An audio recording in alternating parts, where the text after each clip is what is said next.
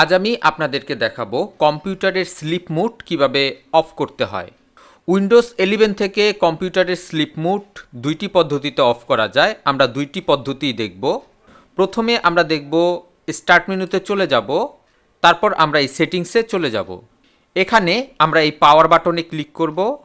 এখান থেকে আমরা স্ক্রিন অ্যান্ড স্লিপ এটাই আমরা ক্লিক করব।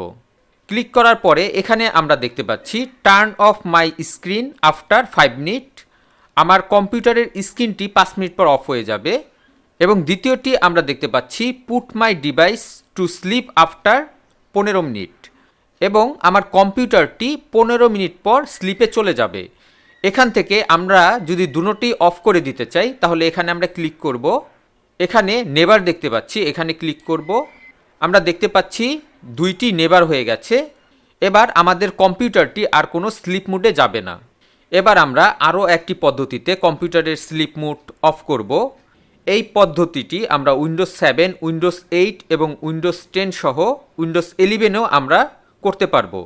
তো এর জন্য আমরা স্টার্ট মেনুতে চলে যাব, তারপর এখানে আমরা কন্ট্রোল প্যানেল লিখে সার্চ করব। তারপর আমরা কন্ট্রোল প্যানেলে চলে যাব। তারপর এখানে আমরা পাওয়ার অপশন দেখতে পাচ্ছি, আমরা এই পাওয়ার অপশনে চলে যাব। তারপর এখানে ব্যালেন্স থেকে চেঞ্জ প্ল্যান সেটিং এখানে আমরা ক্লিক করব। এখানে আমরা নেভার দেখতে পাচ্ছি, কারণ একটু আগেই আমরা এগুলি অফ করে দিয়েছি। আর আমরা যদি টাইম অ্যাড করে দিতে চাই তাহলে এখান থেকেও আমরা টাইম অ্যাড করে দিতে পারি। তারপর আমরা সর্বশেষ সেভ চেঞ্জে ক্লিক করব।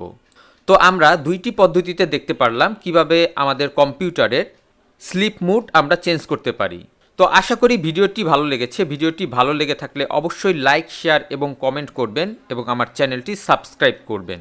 নেক্সট ভিডিও দেখার আমন্ত্রণ রইল। আজ এ পর্যন্তই। খোদা হাফেজ।